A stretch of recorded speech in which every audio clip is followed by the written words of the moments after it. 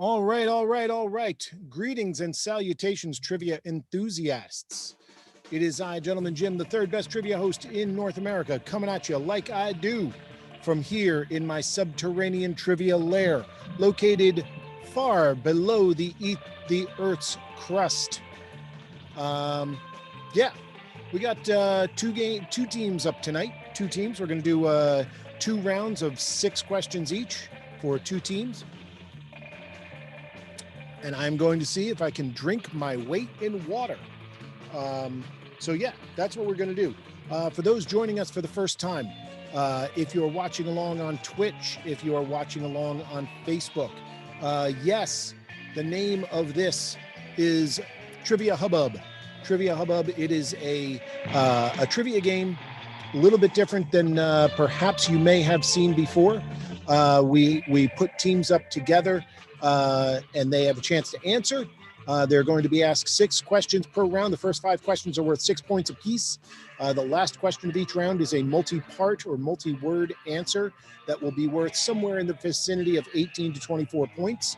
The questions are asked one team at a time. The other team, while they are off screen, they have the ability to steal an answer if they know what I'm looking for.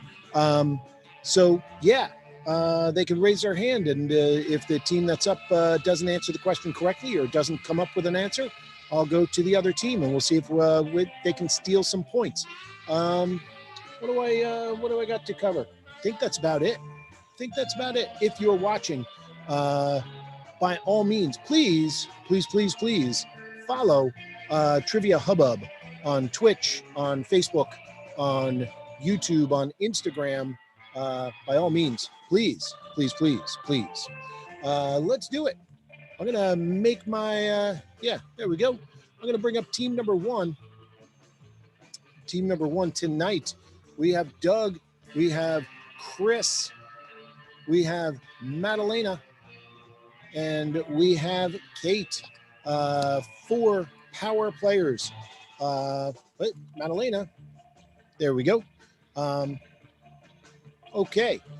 Please, team number 1, Kate and Madalena, please turn your cameras on. There is Madalena beaming in from the West Coast. How are things 3 hours in the past, Madalena? Great. Happy Valentine's Day, Jim. A happy Valentine's Day to you too. I'm not going to tell you where it goes because we're 3 hours ahead in the future. Don't ruin it for him, Jim. I want to be surprised. The things you're going to need: vacuum cleaner bags, preferably some sort of an exotic pet. Any exotic pet will do, and fortitude. Those are the 3 things that you'll want to gather up between the end of this game and 3 hours from now. Jim, we picked up a big bag of sawdust, and it really helped out. Yeah. That's sawdust. Sure, if you can get it in metric weights. I have cat litter. That should work. Yeah, it should. The barbarians will trade for any absorbent substance, really. All right, we got some boozing going on. Let's do it. Let's do round 1 for team number 1. We got 5 minutes on the clock, and team number 2. Jillian, Julius, Nate, and Tim, be ready with the hands for the steal. I got my eyes on your end of the screen there. All right, let's do it. Round 1, question number 1 for 6 points. What is the name for both the indigenous people and the indigenous people of New Zealand and their language? What is the name of both the indigenous people of New Zealand and their language? Are we writing this down or saying it's Maori. Maori. We got thumbs up, Kate. We got thumbs up. We're stopping the clock. Maori is correct. Yes, absolutely. Question number 2. Question number 2 is coincidentally a little bit Valentine's friendly. Merry Krampus. That's what I have to say about Valentine's Day. Thank you. Go ahead. First published around 1630, The Trickster of Seville and the Stone Guest by Tirso de Molina. Tirso de Molina. going to start from the beginning. They heard you. Greetings and salutations, trivia enthusiasts. All right, let's do it. First published around 1630, The Trickster of Seville and the Stone Guest by Tirso de Molina is a work that popularized the legend of what fictional libertine? What's a libertine? I don't know what a Before libertine Miguel de is. Cervantes, right? How about Voltaire? Or how about Don Juan? Oh, let's go with Don Juan. That Oh, might it's fit. Don Juan. This is You fictional. like it? I see 4 thumbs. Yes, Tirso de Molina, a monk living in Spain. For some reason, all those hours spent in the monastery with nothing but a pad and a pencil, came up with the legend of Don Juan. Yes, 6 points for Don Juan. That's 3 points for Don and 6 points for 3 points for Juan. Good guess. Good thinking there, Madalena. Yes. Thank you. Question number 3. What company produces a line of motorcycles known as the Ninja? Yamaha. Isn't it Yamaha? I would agree completely with I was that. gonna go Kawasaki, but that's Oh. sorry that threw a monkey wrench. Oh. Let's just go with you said Yamaha. I think it's Yamaha. Okay. I'll go with Yamaha. It could be Okay. Kawasaki though. The worst thing that can happen is we'll lose. So go with Yamaha. Chris, we got a thumb. We've been there before. Okay, Chris is a reluctant thumb. Ah. They are going with Yamaha. The question is, what company produces a line of motorcycles known as the Ninja? They're going Yamaha. I'm looking for team number 2 to see if you can confirm or deny whether it is Yamaha or something else. Tim, Nate, Julius, Jillian, raise your hand. You use the little raise hand button if you want to get in on this. Okay, Nate, they are saying Yamaha produces the Ninja. What do you say, Nate? Suzuki. Unfortunately, no, it's not Suzuki. Huh? But it's also not Yamaha. Oh, It's sorry. Kawasaki. I'm Okay. sorry. Oh, My I'm bad. sorry. Oh. All right. Question compared to how the rest of my day is gone for Valentine's, that's like nobody loves me. question number I know you We guys. love you. Question Okay. number 4. Headquartered in Northbrook, Illinois, what is the name of the private testing and global safety certification company whose logo is on most electrical and electronic equipment sold in the United States? It says UL listed. Underwriters Laboratory. Doug, formerly known as Underwriters Laboratory, these days, like the AARP, they're just UL. Yeah. But yes, of course, I'm not going to punish anybody for Underwriters Laboratory. Historically more correct. Yes, UL is what I was looking for. Question number 5. Question number 5.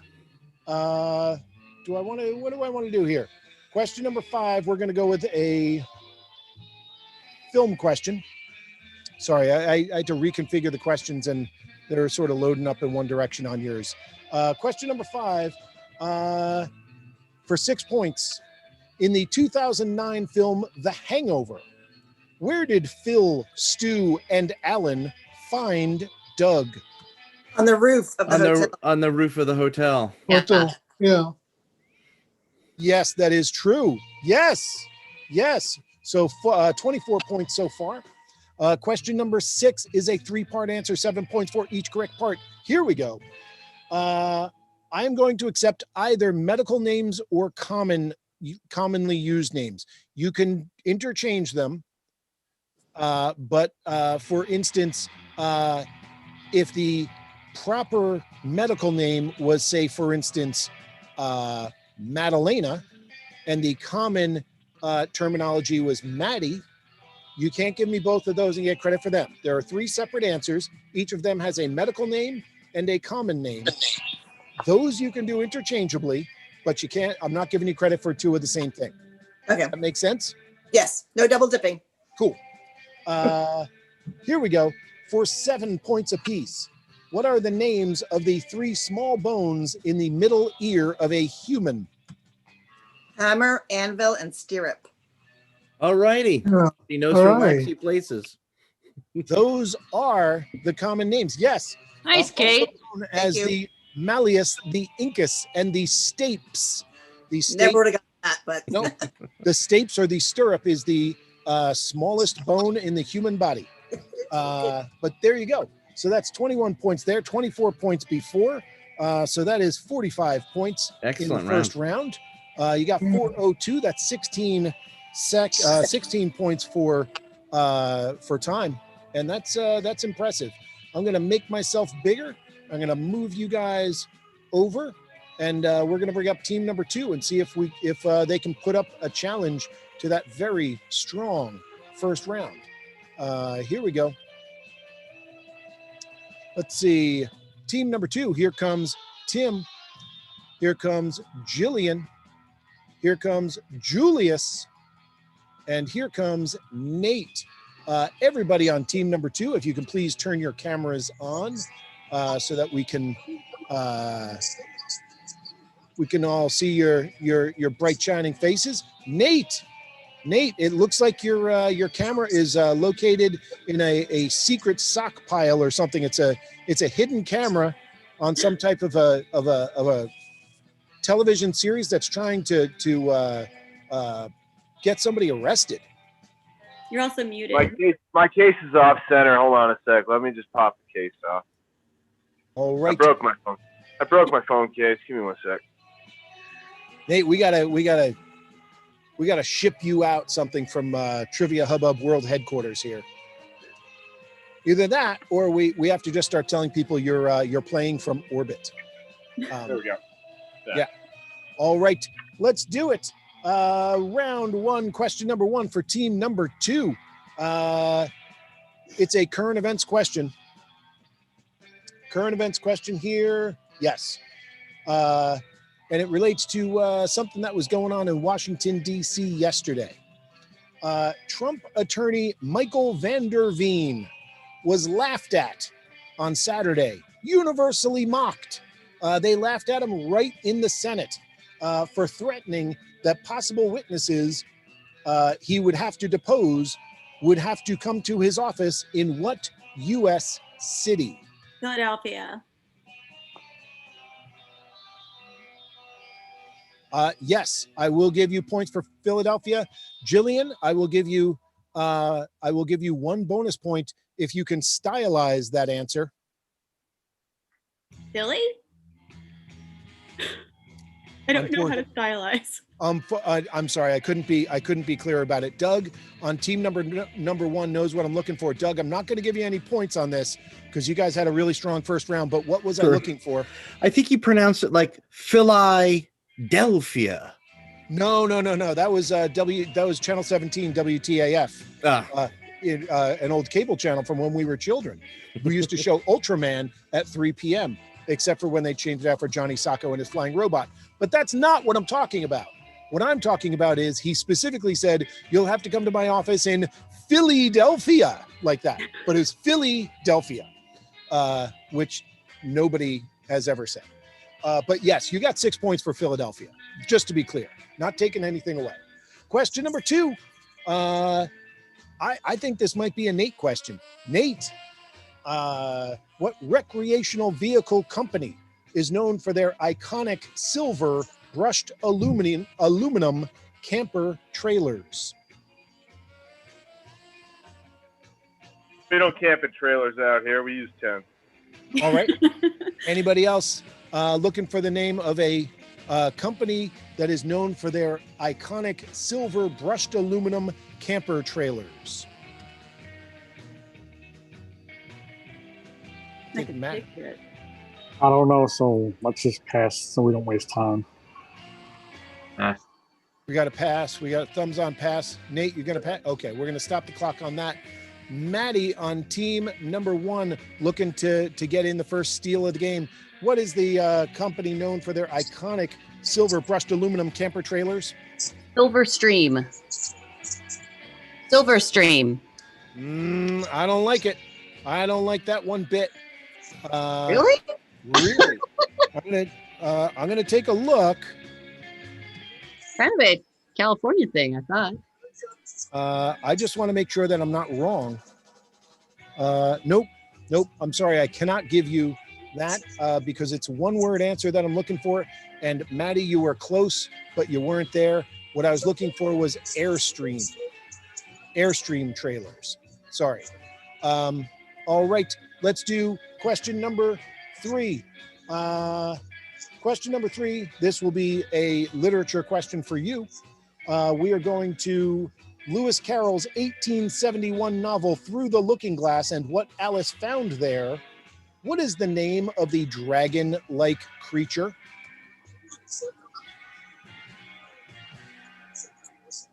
I'm going to stop. Jabberwocky. As good as anything I got. I thought he was, yeah. Yes, Jabberwock or Jabberwocky. Yes, either one.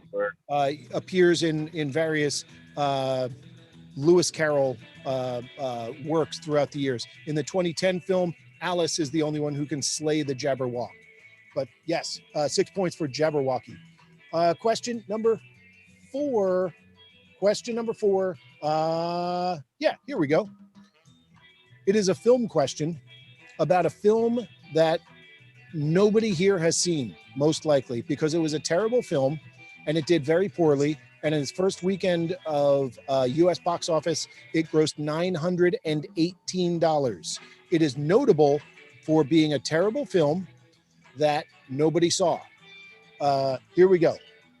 United Passions, a universally panned box office bomb from 2014 starring Gerard Depardieu, Sam Neill, and Tim Roth, tells the very distorted story of what governing body in sports. I'm going to repeat that. Listen closely, because it's not that hard if you listen closely.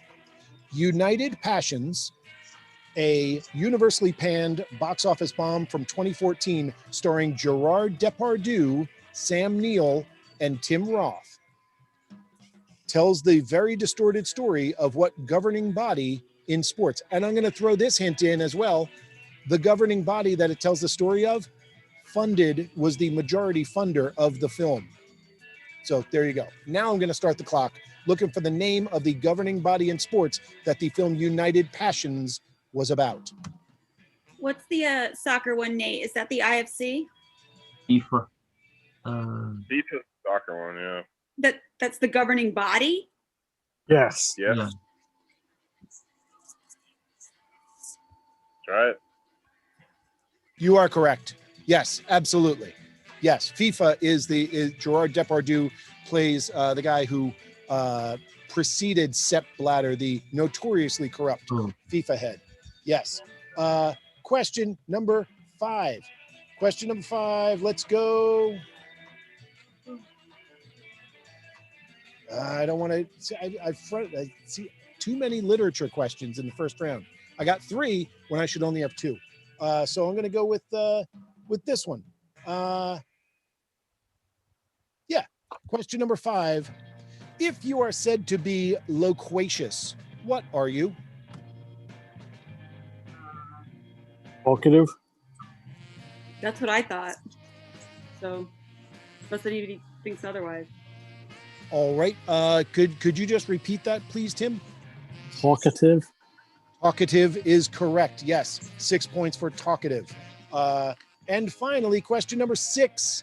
Question number 6 is going to be a 3-word answer. We are going to the world of medicine for you as well.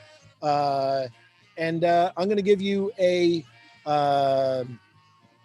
not really an acronym. I'm going to give you initials. I want to know what the initials stand for.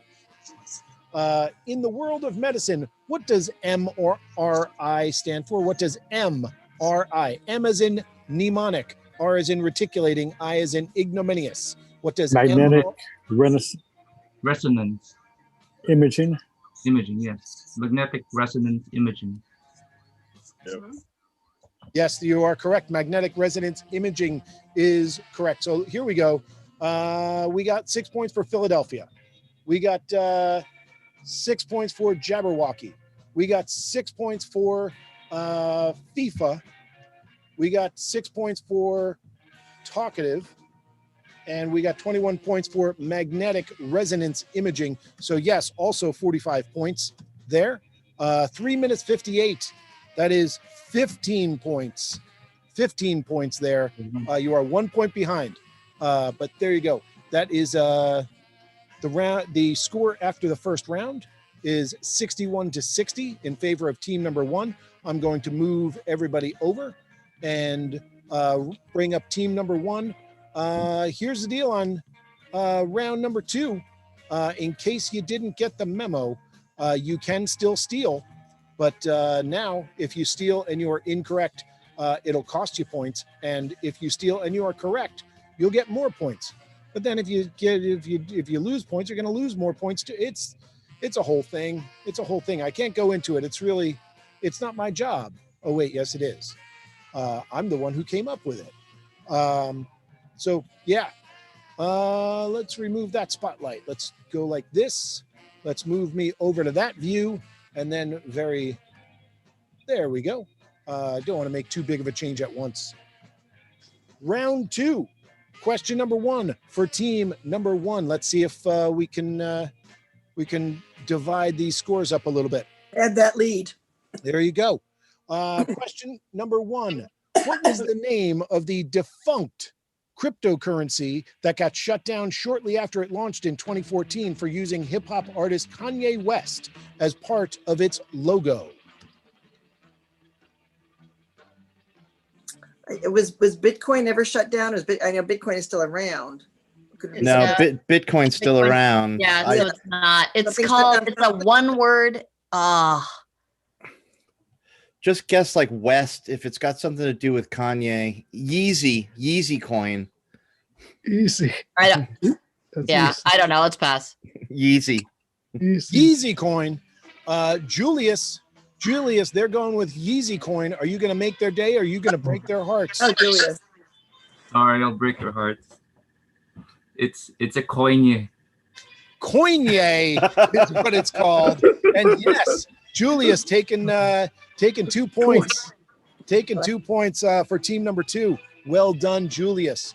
Yes, Coinye, originally known as Kanye West, but later just Coinye, and later, about very shortly thereafter, shut down entirely for use of trademark. Question number 2 is a legitimate sports trivia question. It is not a particularly difficult sports trivia question, but it's a trivia question. What NBA team holds the record for the longest winning streak in U.S. professional sports history with 33 straight victories in their championship 1971-1972 season? Well, it's going to be the Knicks, the Celtics, or the Lakers, I would imagine. Yeah. Oh, But the Lakers that big in the Senate? Because I think the Boston Celtics. But my gut would just. Let's go with the Celtics. They had that yes. coach who was really good. And that's when Larry Bird played, isn't it? Not in the 70s, though, but yeah, he did. All right, they are settling on the Celtics. What NBA team holds the record for their longest winning streak in U.S. professional sports history with 33 straight victories in their championship 1971-1972 season? And team number 2 wants none of this. But unfortunately, the Celtics is not correct. Oh. Team number 2 doesn't want to risk the points. Even though it is a legitimate question, Jim, are you sure they don't want any part of this? Nate with a late hand. Nate over there, 3,300 miles above the Earth's surface. Risking 2. Come in, Nate. What is the name of the team with the 1971-72 season 33 streak victory? Was 71-72 the Warriors? It was not. Oh, sorry. Nate, gonna cost them. Nate, that cost you 2 points. I'm sorry. You and Julius can duke it out in the parking lot. It's the Lakers. Question number 3. Who are they? Question question number 3. They're that big then. Okay. What term translated as self-reliance is the official ideology of North Korea? Are we looking for a Korean word? It is a pronunciation of a Korean word. Julius wants this one. Julius is out for blood. He's closer to Korea than we are. I don't have a clue. Let's I got pass nothing. and save I got the time. It's not feng shui. No, Chris, if you don't have a clue, let's save the minutes. Pass. Okay, we're going to stop the clock. Julius is back. What term translated as self-reliance is the official ideology of North Korea? Duce. Juche is correct. Yes, Okay. for 2 points. Well, we Who learned. knew, Julius? He There did. you go. That's around. That's fair. Okay. Question number 4. What does a milliner make? Oh, hats. Okay. Hats? Okay. Yes, hats is correct. We just lost, I think, Jillian. We just lost. Oh no. She'll probably come back. She'll Jillian probably will come back.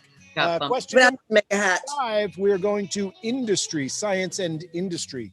Question number 5, used in iron ore smelting and industrial furnaces, what is the name for the hard, porous fuel produced by heating coal or petroleum in the absence of air? Oh, Skag. I'm going to tell you right now, this is a real thing. Slag. What's that? Slag. Slag. Oh, I'm sorry, Chris, I didn't see your thumb there. You are going with slag. Let's see. Let's see here. I don't have it as slag. But it's no. You're slightly off. No, slag is a glass-like byproduct of after smelting. So just want to make sure that I wasn't incorrect. Once again, I'm going to throw this one out for team number 2 if you want it. Looking for the used in iron ore smelting and industrial furnaces. What is the name for the hard, porous fuel produced by heating coal or petroleum in the absence of air? Going once, going twice, going 3 times. That is known as coke. Coke. oh, I heard that. Yes. Iron coke is it's like not pure there yet. Yeah. Yes. And question number 6. Question number 6 is a 4-word answer, and I will give you 5 points for each correct word. It's going to be a 20-point question. Drawing on a lyric from the band's catalog, what is the 4-word title of the 1985 best-selling unauthorized biography of the rock band Led Zeppelin? Stairway. I was going to Stairway to Heaven. That's not really 4 words. Their name of a biography, a book about them. Is that what you said? I will repeat the question. The clock is stopped. Drawing on a lyric from the band's catalog, what is the 4-word title of the 1985 best-selling unauthorized biography of the rock band Led Zeppelin? If you heard stories about them, crazy stories in hotels or people yelling or demanding things, this is where it came from. What is the 4-word title of that book? Wow, I've never heard of the book. All right, Buying a Stairway. Hammer of the Gods. Oh, that sounds like something. Did you? Chris, we got a thumb or you want Yeah. That is 4. Yeah, Oh, good. okay. Yes. Hammer of the Gods is correct. Yay, Doug. By the way, Kate, Stairway is 1 word. I know. So I Stairway to Heaven. Stairway. Okay, got it. That's why you stopped. She's buying a stairway. No, I know. Yes. So that is 20 points for Hammer of the Gods. That is 6 points for Hat. That is it. That's 26 points in round number 2. That one. Wow. That was a tough one for you. Damn Korean words. 324. Kawasaki. 13. I know. Sorry, Kate. Hey, we're gonna have to steal wherever we can. I can't believe the other steal that. Like I handed it to them. And Just so you realize, that is you do have 100 points, which is a very strong score. So yeah, they still have, you're still have a commanding lead. They're a good team though, Jim. Well, we do now. Yeah. That Julius knows his stuff. All right, and let's bring over team number 2. Here comes Jillian. Hold on, actually, Jillian, I'm going to change your name or take your last name off real fast. Okay, here comes Jillian. Here comes Tim. Here comes Nate. Whoop. And here comes whoop. And here comes Julius. All right. There we go. I'm going to remove this. I'm going to come back over here. And I'm going to say, hey, welcome back, team number 2. What do we have going on over here? Yes. Okay. I see what I have to do. All right. Team number 2, round number 2, question number 1. It is a current events question. It is a science and technology current events question. Two-part answer. 3 points for each correct part. Here we go. This past week, 2 countries had spacecraft reach Mars orbit. Just this past week, 2 countries had spacecraft reach Mars orbit. One spacecraft is named Hope, and the other is named Tianwen-1. What countries are the spacecraft named Hope and the spacecraft named Tianwen-1 from? China? I'm thinking the other one is China, definitely. Tianwen one is China. Is the other in the U.S.? Hope. Sure. Or could it be India? I mean, Let's go with those so we don't waste time. Yeah. where are we going? U.S., China. Okay. Going U.S. and China. The spacecraft Tianwen-1, yes, that is from China. 3 points for that. The spacecraft known as Hope is not from the U.S. And Nate, I'm just going to throw this out to you there. It is also not from India. All right. There you go. I'm waiting to see if team number 1 wants to jump in on this one. Spacecraft named Hope. You could get one steel point or lose 1 steel point. Going once, going twice, going 3 times. Hope entered the Mars orbit this week, and it is from the United Arab Emirates. There you go. They're in the game. They're taking their skyscrapers to Mars. Question number 2. Question number 2 is a film question, a romantic comedy question. In the 2009 romantic comedy Up in the Air, what U.S. city is headquarters to the company that George Clooney and Anna Kendrick's characters work for? And did we lose? Oh, he's back. Okay. Gonna stop the clock. Jillian, did you hear that question? You are muted currently. Nope, I didn't hear it. Okay, so I'm going to repeat the question with the clock off. In the 2009 romantic comedy Up in the Air, what U.S. city is headquarters to the company that George Clooney and Anna Kendrick's characters work for? What did you guys say? They didn't say anything. I don't know. Go with the big city. San Fran, New York, Chicago, Philly, again. Go New York? I don't know. Let's go with Chicago. There we go. All right, Chicago. So, they're stopping the clock with Chicago.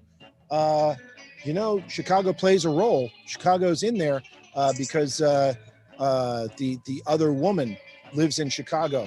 And so George Clooney's character visits Chicago at one point. But no, it is not Chicago.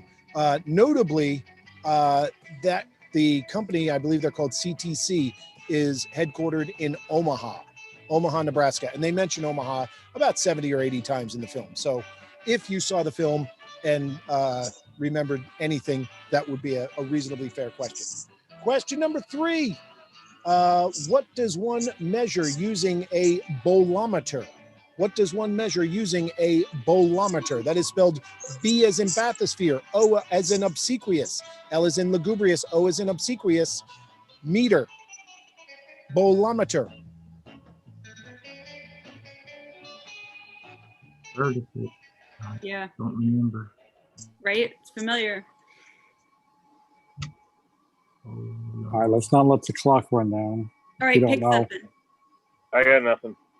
Got nothing. Pressure.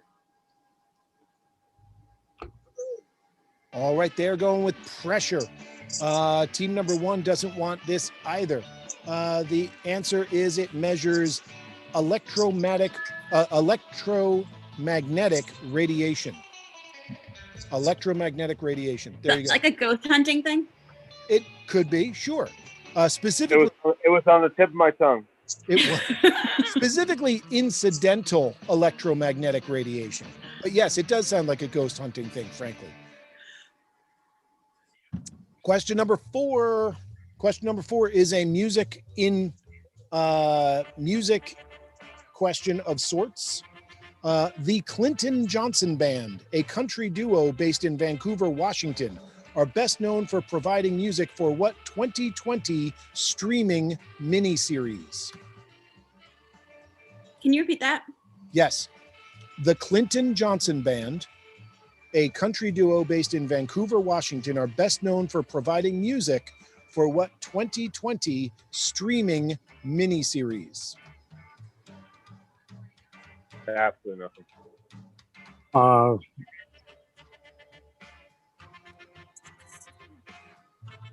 I'm going to stop the clock and say, think of a streaming miniseries from 2020 where music played a substantial enough role.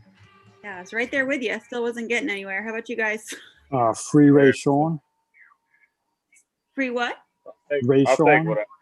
Yeah, I don't have anything. The Clinton Johnson Band. Chris C. coming in late on this one. Chris C. willing to gamble 2 points on it. What do you got, Chris? Tiger King?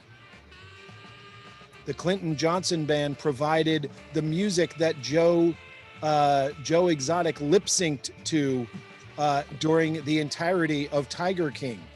That's who they are. That's not really Joe Exotic. I don't know if you put it together that raspy, nasally voice coming out of the guy who smokes a lot of meth is not the rich, mellifluous baritone of the songs that would be played.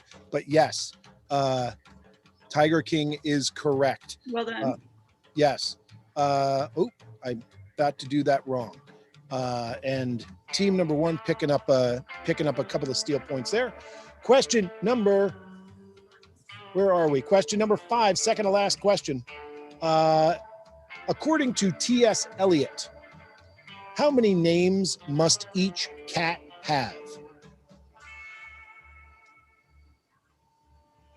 I mean, I have no idea. 9? 9, yeah. 9. Yeah.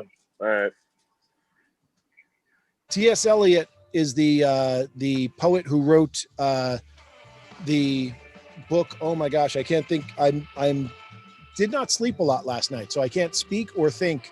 But the musical Cats is based on T.S. Eliot's work, and in it he specifically says, Doug, coming with the late hand. I don't like these late hands. Doug, what's the answer I'm looking for? Well, I'm thinking that one of the cats is named like Rum Tum Kitty, and that would be 3 names. So I'm going to risk the 2 points and say they'd have to have 3 names. You are correct, but your logic is way flawed. Then I don't want the points, Jim. No. You're I believe it's I have never even seen Cats, and I believe the name of the cat is Rum Tum Tumbler. Rum Tum Tigger. What? Rum Tum what? Rum Tum Tigger, I think. There you go. See? I have also never seen it, but I've heard of the name. I think you might be right. Rum Tum Tugger. That's what it is. Yes. But in any case, no, they each would have different names that had nothing to do with each other. But yes, 3 is the correct answer, no matter how flawed your reasoning was. And finally, question number 6. Question number 6 is a 4-part answer. I'm going to give you 6 points for each correct part. It's a geography question. Probably the toughest. So I think what I thought was the toughest question of the game. Let's see if I'm right. But for 24 points, What 4 countries have land on the Malay Peninsula? That's Malaysia. That's Malay, right? Malay, Malay. I Yes, think it'd be like So Malaysia, definitely Indonesia, Malaysia. Philippines. Hold on, Julius is Indonesia. actually over there. Malaysia, What? Indonesia, Brunei, and then Malaysia. He needs 4. So Papua New Guinea. Maybe. Or East Timor. Yeah, I'll go with Papua New Guinea. All right. So Julius, give me your 4 again. That's Malaysia, Mhm. Indonesia. Yep.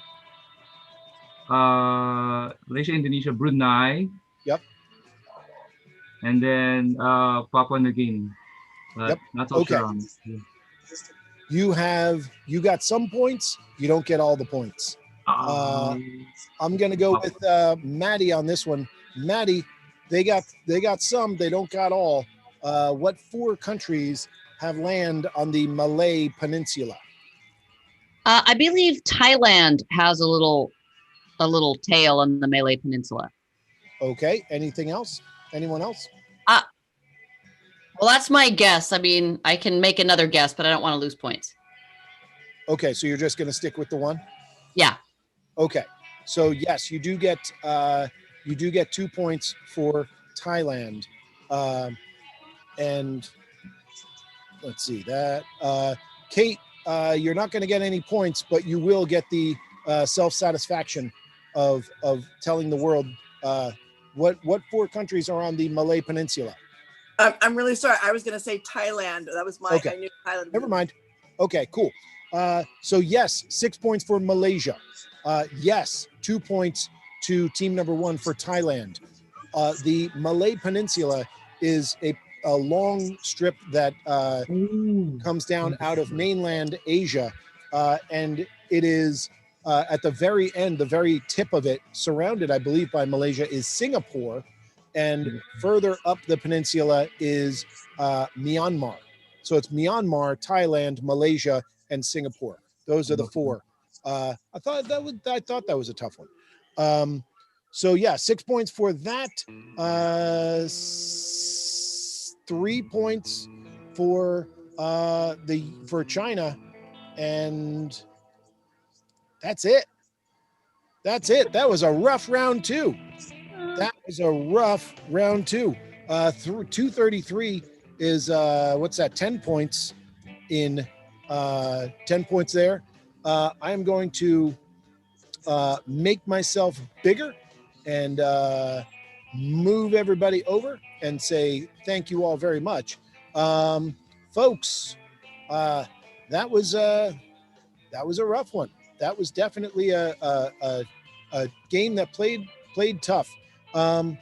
Folks, I thank you all for watching. Everybody who is watching out across Facebook and on Twitch and on YouTube. There are, every once in a while, there's somebody on YouTube, a couple of views. If you would like to follow us, that's the way to do it. Follow on Trivia Hubbub. Yeah, this is a thing I do for money.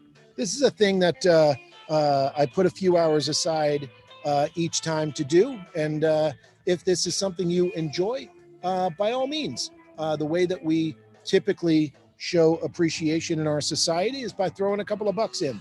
So if you would like to do so, that is how you can do it. Yes, I am on Venmo at Trivia Hubbub, PayPal, Zelle. That's my email address. You want to email me and ask me to host a private event? I would love to do that. Yeah, there you go.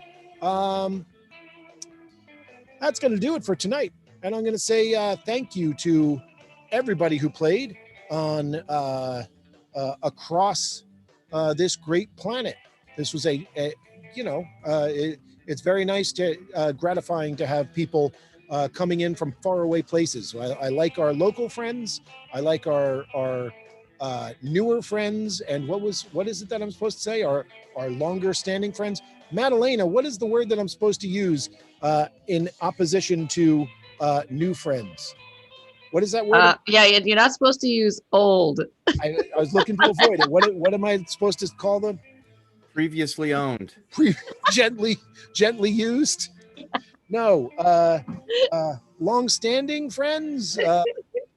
New Familiar. I don't know. well-established friends? Seasoned? Yeah. In any case, thank you. There was a word. There was definitely a word that I was supposed to remember, and I forgot it. But yeah, that's what we're going to do. Folks, thank you all very much. Hope to see you soon. Please remember to follow us on social media. And as we always say, tell your friends, tell your family, just don't tell my family. Thank you and good night.